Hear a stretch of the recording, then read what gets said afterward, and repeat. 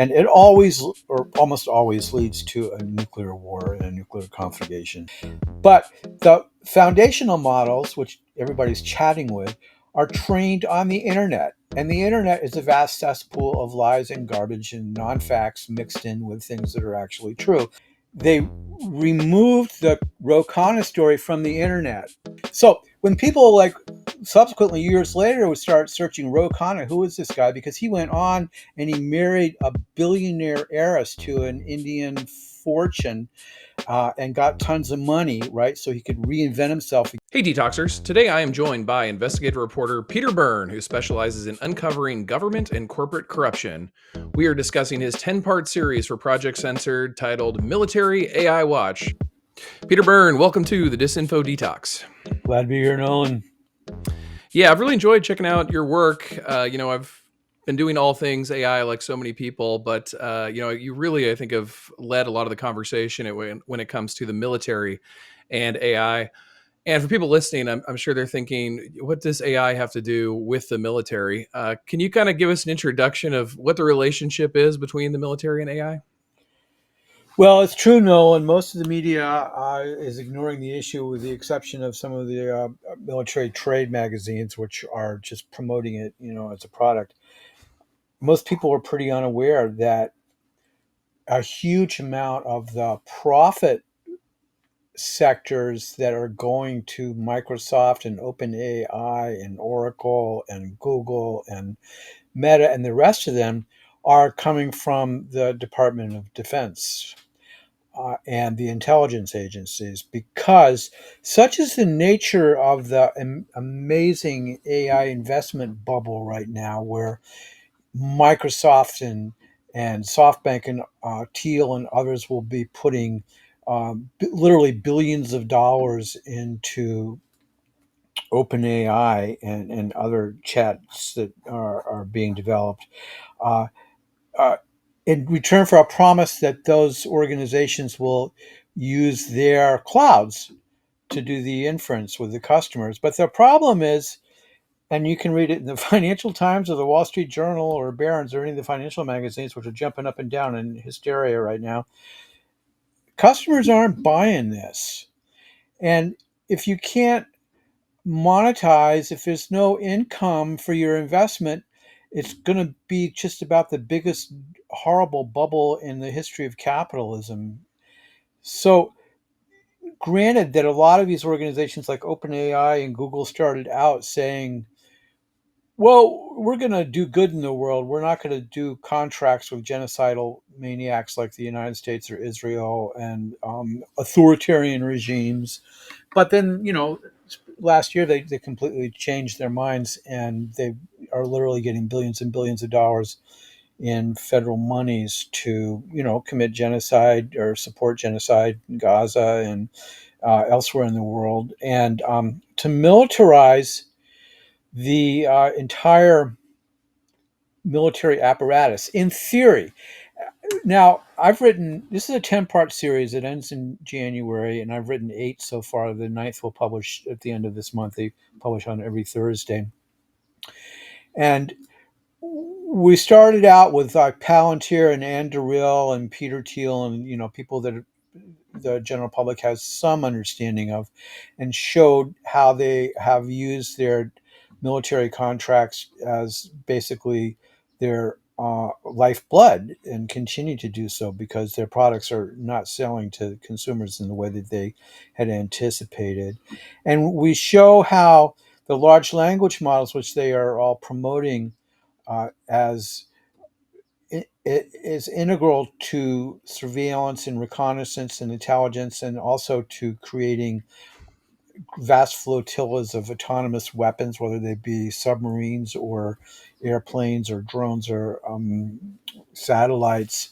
Uh, that the pipe dream that they've created, which is called in one variation Joint Awareness Domain Command and Control, or JDAC, is that they can somehow sit in the Pentagon and look at a screen like we're looking at right now and see the entire global battle space displayed before them with hundreds of thousands, if not millions, of sensors all over the world, in space, on the ground, under the ocean, all being collected by cell phone towers, literally, and transmitted back to space and then back down to the Pentagon, where they can use large language models to assess what's going on in some bush in the Ukraine or in the desert in the Sudan, and then uh, launch a Hellfire missile against a perceived enemy without needing human approval, and to do it in nanoseconds. This is the pipe dream, and this is what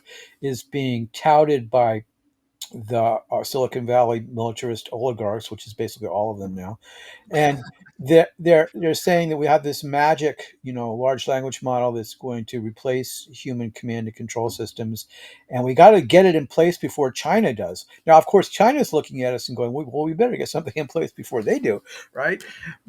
Because Russia and China are lagging behind us in that. Because just like with the nuclear missiles during the Cold War, the United States always takes the initiative. I mean, we're the only people that ever dropped the atomic bomb, right? Twice. And we're capable of doing it again, and everybody knows it. So they're Can I just can I afraid of can I us. interject? Can I interject on something you said there? Because you made a point I want to circle back to that I think is important, and I want to get your take on this. I've been saying with the AI conversation, I think what you just said confirms this, but you tell me.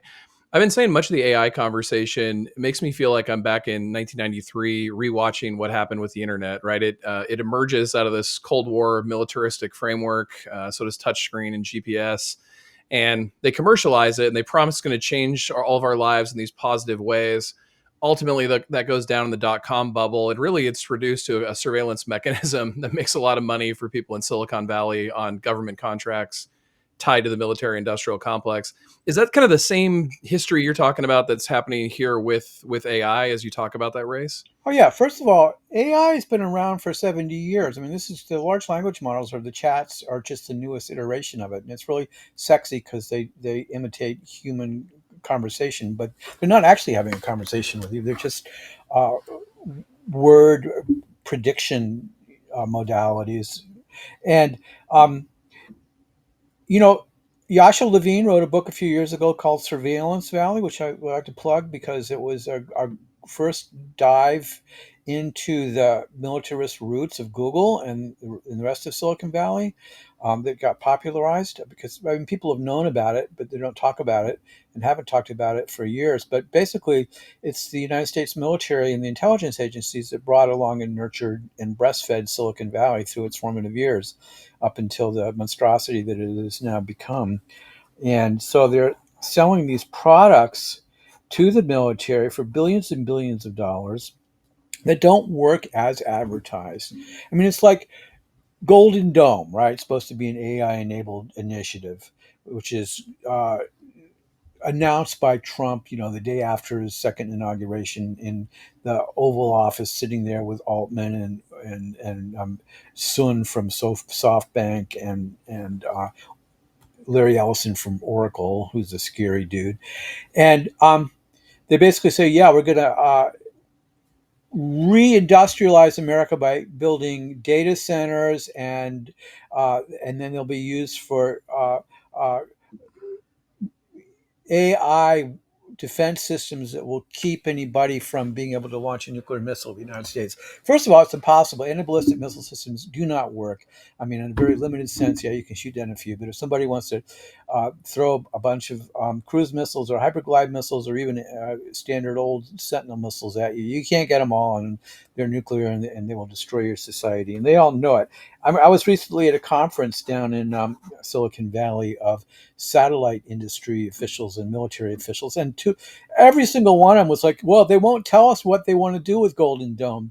And the thing is, and they all admit it, is that because they're not, the Pentagon isn't telling them what they want to do with it. They're not giving them any specs or recommendations. They're just giving them contracts saying, well, you think it up and see if you can do it. Is that it's impossible. It is mathematically and physically impossible to create a robust defense against missile systems, not to mention nuclear missile systems. So a lot of people in the military are aghast at this, actually, and I'll be writing about this soon. Uh, Basically, saying that what they're doing is they're actually weakening the United States defense system, which is certainly true. I mean, first of all, they're trying to modernize the nuclear triad, which is disintegrating and rusting in the silos, and they want to spend trillions of dollars on that. But that's a bit of a problem because ballistic missiles are kind of outdated now by hyperglide missiles, and drones are capable of destroying trillion-dollar aircraft carriers. Can you explain what the triad is? Yeah, it's the bombers, the submarines with uh, Trident missiles, and uh, um, bombers, planes, and missiles. Missiles are all based in like Utah, Nevada, Montana, and Wyoming. It's this big sponge which would absorb a first wave attack, and basically just the radioactivity would kill everybody in North America. Scientific American has written about that repeatedly over the decades. And they did the Air Force did a environmental impact statement that I read, 6,000 pages actually, on building, rebuilding these Sentinel missile silos, which there are thousands of them out in these rural areas. And it was funny because they talked about how it would impact like the red-legged salamanders and daisy flowers, but they never once mentioned how its actual intended use would impact human beings. Not to mention the salamanders and the flowers, right? Because these things are designed to absorb a first strike. I mean, the United States nuclear posture is always has been and is even more blatantly now first strike posture. I mean, the second strike retaliation is just bullshit. It's never what it was intended to. It's intended to take out the enemy as soon as you think you can get the lead on them. And that's what makes AI, military AI, even more scary because the nuclear command and control system, which I talked about in one of my pieces, it's called the AI nuclear dead hand, is actually being turned over to AI modalities. Yeah, I wanted to talk to you about that because another popular book that recently came out. I'm blanking on the title. I think it was something to the effect of "No matter who builds it, we all die." Yeah. That I read, and it basically painted or it noted that every time AI has been tested in labs, it ultimately ends up destroying humans. And they kind of painted a possible scenario for what that would look like, and nuclear warfare was a part of that. And I read your part of the series on that. Can you talk a little bit about that, about the relationship between AI and nuclear war as far as you see it in the present? Well, that Udowski guy's book, which is very popular, is fearful of superintelligence. It's fearful that the AIs will get so smart that they'll extinct us. I'm not particularly afraid of that. I'm afraid that we'll extinct ourselves without actually having to have the aid of superintelligence because we're pretty super stupid about all this stuff. Um, you know, there's been a number of war games that I write about and document in my article on the AI dead hand by Rand and various military institutions, in which they model, say, China invading Taiwan and then the US and Japan getting involved. And it always, or almost always, leads to a nuclear war and a nuclear conflagration. Some of those games are run by AIs, some are not, they're run by hand. And the one universal in them is that the AIs are actually more bloodthirsty than the humans, that the AIs are more uh, um, um, prone to launch a nuclear attack than the humans, which is not to say that the humans don't, because they do. Um, so what we have here is this, you know, the military industrial academic scientific technological complex is run on money, right? It's all about speculation. It's about stock. It's about contracts. It's about lobbying. It's about controlling the United States government. I mean, Lockheed is the largest contractor in the entire government, and it and Boeing and a couple of three other so-called military primes pretty much run Congress and the White House, right? So, we already live in an autocracy, or a plutocracy, a combination of both. Let's not call it a democracy anymore. That's crazy. So you've got like this huge machinery that is now like supercharged with this interface that appears to be human, which isn't human, but it is the machine that's running us. We're not running the machine. The machinery is all of these machines together. It's the technological civilization that people have been talking about, ever since World War II, ever since, Norbert Weiner, who was a great physicist, polymath, started talking about how we were being run by our own machines back in 1948 when he was, writing. He invented the word cybernetics, and along the way, people have noted time and time again that while we think that we're in control of these machines because we're such wonderful individuals, it's actually this machine society that is pretty much closing off avenues for us to evolve in and forcing us down certain paths in a way. Not because it's not a conscious creature or anything like that. It's kind of like we form a consciousness with our machines, the same way we form a consciousness with our cells and our bodies and our medullas and stuff like that. So in a large sense, while it's not super intelligence like Udowski and those are others that are talking about that is fearful of me, it is in a form similar to that. It is the machinery of war, of which we are all being crushed under. I mean, the amount of wars going on today is phenomenal, and there's no end to it. The posturing, the tariffs battles always precede wars under monopoly capitalism for the last 500 years. The attempts to neocolonize, the move back to um, intensify the extraction of raw materials from within the North and South American continents.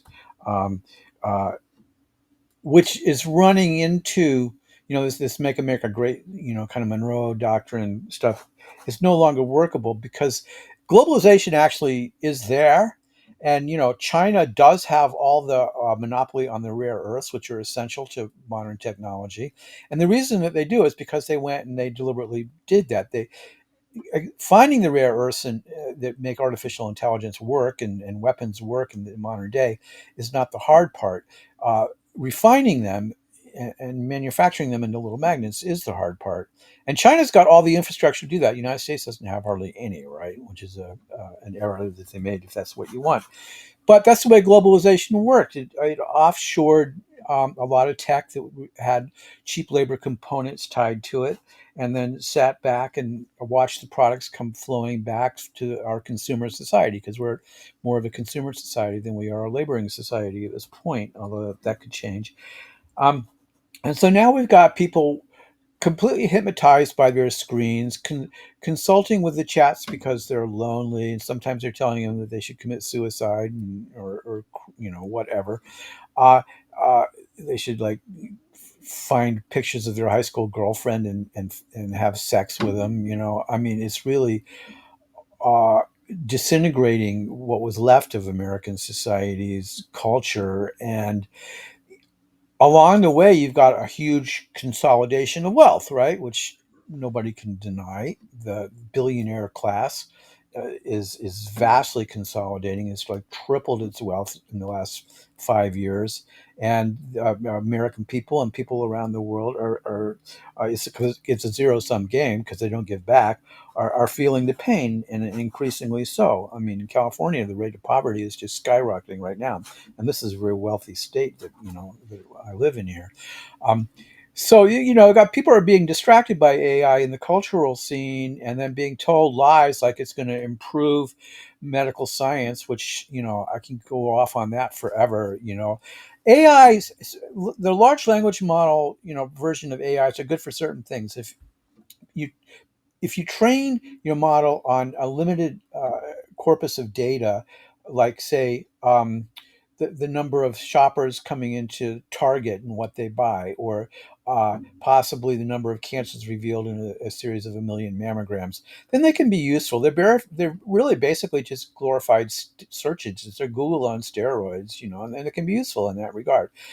But the foundational models, which everybody's chatting with, are trained on the internet. And the internet is a vast cesspool of lies and garbage and non facts mixed in with things that are actually true. But the AIs have no concept of truth. They cannot tell truth from falsehood. This is endemic to their structure, their predictive structure. They're not like symbolic logic, which is the old form of AI, which is like, if A is like B, then B is like C. They don't do that. They just find they take uh, images and words from the internet. I mean, trillions and trillions of individual images and words. They divide them up into what are called tokens, which are just little pieces, like, the syllables of a word, or the feet and the mouth and the beak of a duck or something like that. And then they distribute them in this vast, almost infinitely large vector space where, uh, say, the duck's foot will have a certain proximity to the duck's beak, or the word Nolan will have a certain proximity to the word Higdon. And then it goes and it predicts when you ask it a question. So I say, who is Nolan Higdon? That it goes and it predicts that those two words will be attached to this image that it Right. can then go on and find online, right? But it's a prediction mechanism. And the worst thing about it is that every time it does that, it has to go through all of the trillions of tokens to find you. It's not like it has little subsets. So asking an AI or chat, Gemini or if Claude or any of them, even a simple question, is, using as much energy as it costs to cook dinner, which is why they need these data centers. And so they're throwing billions of dollars into data centers, which are going to be like those dead malls that are all over America. They're not going to be used because pretty soon the whole thing's going to collapse. People aren't going to pay to ask questions that are which they're being given incorrect answers to, because hallucination is an endemic problem with large language models that can't be gotten away from. But what do those data centers have a use for? They have military use. So a couple of my pieces, I talk about how the military is planning to basically fight World Wars 3, 4, 5, and 10 inside the data centers. I mean, if you live near a data center, that's ground zero now, right? I mean, they've even got it all. They have what they call the military Internet of Things, which is your refrigerator and your Alexa and your cell phone, all the millions and billions of items that are all interconnected now through your Wi-Fi systems. They call the military Internet of Things. So when they, and literally, I show Rand reports on this, when they invade Europe to fight Russia or whatever, the United States forces, they're going to be traveling, guided by your refrigerator signal, transferring, signals from satellites and blah blah blah. It's amazing, and but they've got all sorts of problems. Uh, I'll stop going down this rabbit hole in a second. No worries. Keep going. But like with cell phones, this is really quite interesting. There's spectrums that cell phones use. The best one's called the 5G. It's between 3 and 5 gigahertz uh, in the electronic spectrum. And in the United States, that spectrum is monopolized by the Department of Defense. But around the world, that spectrum is shared by militaries and commercial cell phone providers, and especially China. So cell phone coverage around the world is actually much better in many ways than it is here in the United States, because of that restriction. But the problem is that the cell phone providers here in the United States want that spectrum. So they've been fighting with the Department of Defense for years now about control of that spectrum, and the Department of Defense doesn't want to give it up because they figure that they need that spectrum here in case the United States is invaded, and then they can take it over and use it to defeat the enemy. But the other problem is that when the United States goes abroad, its equipment, if it's tuned to the the non 5G spectrum, which is kind of the Goldilocks spectrum for these types of communications, and it goes to France or Algeria or Africa or someplace, it's not going to be able to connect to the electromagnetic spectrum very well, um, and so its problem is that it wants to keep its monopoly of the 5G spectrum in the United States, but that's harming its ability to use its weapon systems elsewhere in the world. It's a little more complicated than that, and I go into it in hopefully explanatory detail in the article. But you know, um, the point is that it's all a chimera. Military AI is a real problem because they actually are trying to get it through, but there's a lot of resistance in the military. especially because a lot of the companies that are selling their various military AI products are in competition with each other. So one, gets as a client the Army, one gets as a client the Navy, one gets as a client the Air Force, and they build these universal surveillance systems. They're supposed to like give them all the information in the globe about everything that they care about or hurting. And the Army's one doesn't talk to the Air Force's one. That's an age-old problem with military contracting, which isn't going to go away because the Pentagon is vastly embedded into American society. Yeah, and I'm glad you brought that up because this is a segue into a political question I wanted to ask you about.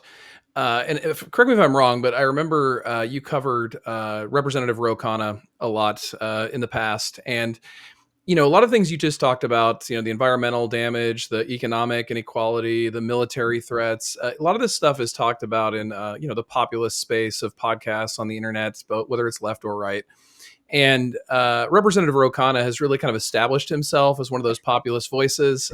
He, attached himself to the Bernie Sanders campaign. He clearly is, eyeing a 2028 presidential run. Can you talk a little bit about, first of all, what you think about that as someone who's covered him, and why some of your coverage isn't available like it used to be, which is also a kind of part of this question. This is a great story. I'm glad you asked. Back in what, 2003 or something, 2004, Roe was a younger man. He was a lawyer in San Francisco, a corporate lawyer, and he was running to replace Congressman Tom Lantos in Santa Clara County, which is south of San Francisco. Lantos was been there for like 50 years, and he was very militaristic and very Zionist and all that. And Roe was representing the environmentalists, and he's of Indian heritage, Mr. Khanna. And so he was allied with Vinod Khosla and a bunch of other Silicon Valley people, very wealthy people with Indian heritage, and they were running him for Congress because one of the things I didn't like about Lantos was that he wanted to put a restriction on HB. I think there are 2 or 5 visas, which is the category of visas that the United States gives to people that have technical skills from India or China to come here. They're very privileged types of visas, and Lantos wanted to crack down on it. But the Silicon Valley people didn't want that crackdown on it, so they ran Roe. Roe's campaign, I was at the time a staff writer at the SF Weekly, which is a great alt weekly, or we used to be a great alt weekly, no longer exists really. In San Francisco, they got in touch with me, and I embedded myself with their political campaign for about a week, and then wrote a big cover story about Mr. Khanna.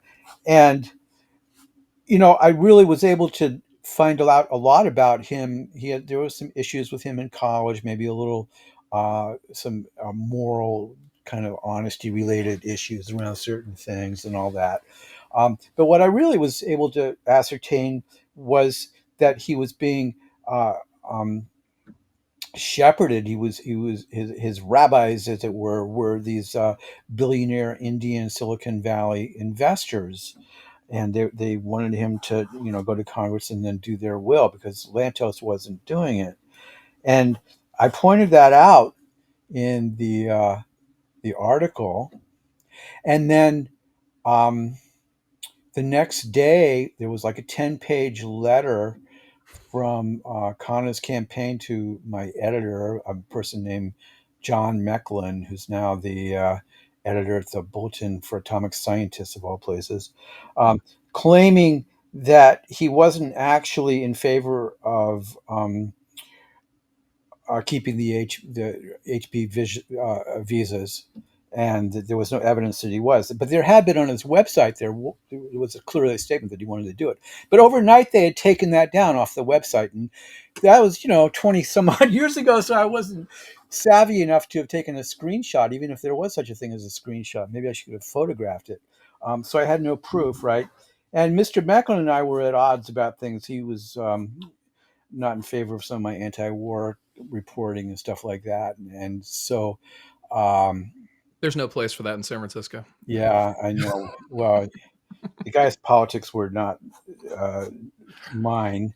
And so they used it as an excuse to dump me, right? Which was too bad for them because then I sued them and made a whole bunch of money, but that's another story. Um, and part of the deal there was that they removed the Ro Khanna story from the internet. They not only removed it from the internet, they removed it from LexisNexis, which, how are you able to do that? I mean, that's supposed to be like the one place where all news stories can live forever because lawyers depend on it, researchers depend on it. But I guess they claimed that the story, and they didn't retract the story. They just made a correction. That they said, "Oh, we had to make a correction, so you have to remove the whole thing." Anyway, they did remove the whole thing. So when people like subsequently years later would start searching Ro Khanna, who is this guy? Because he went on and he married a billionaire heiress to an Indian fortune, and got tons of money, right? So he could reinvent himself again and run again for Congress, which is what he eventually did because he was obsessed with it, right? Nobody could like find it. Now, I had written about Kamala Harris, back in the day when she was campaigning for district attorney, and those were easily findable. And when she was running for vice president and Senate and all that, reporters were calling me up from literally all over the world about it.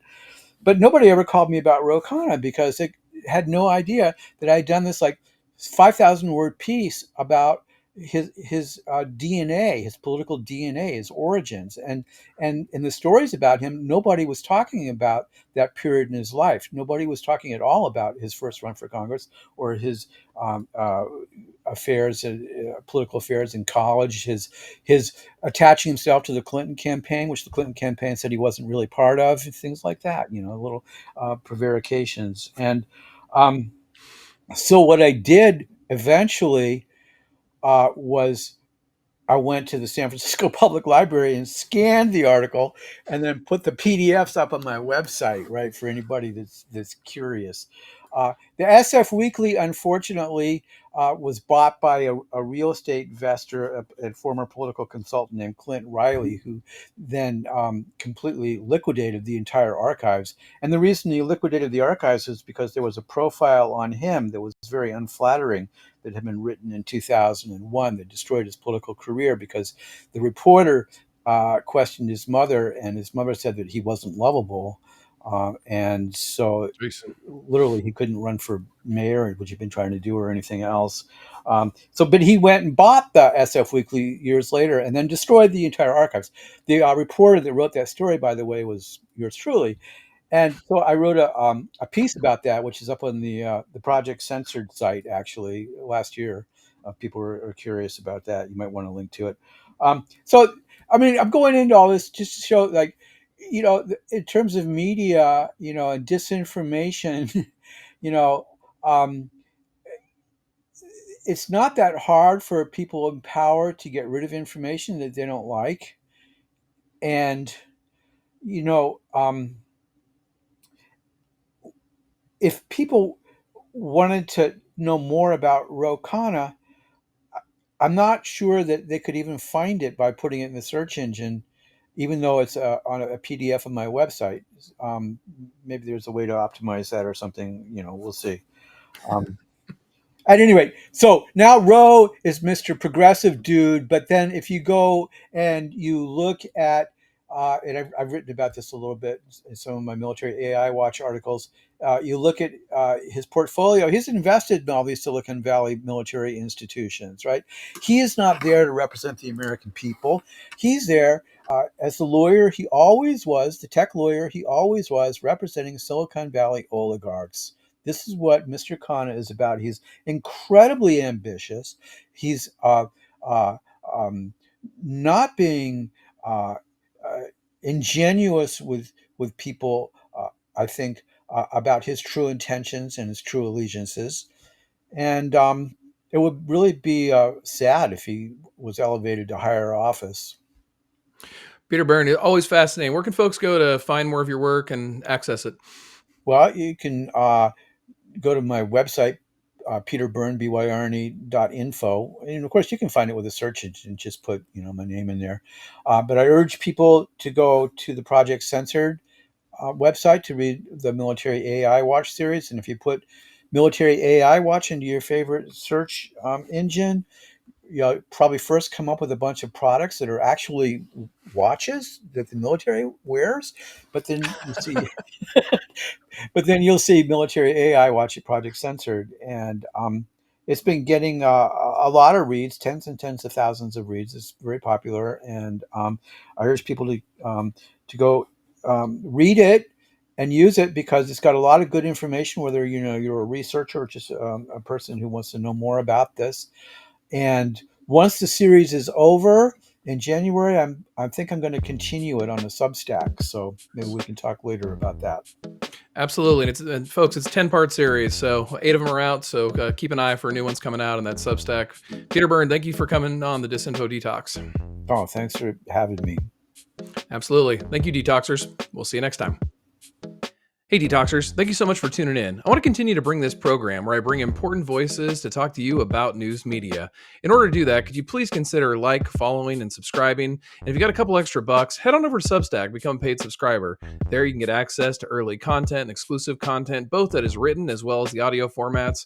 And I've got a whole bunch of new projects in the works. Look forward to seeing you. Till next time, keep detoxing.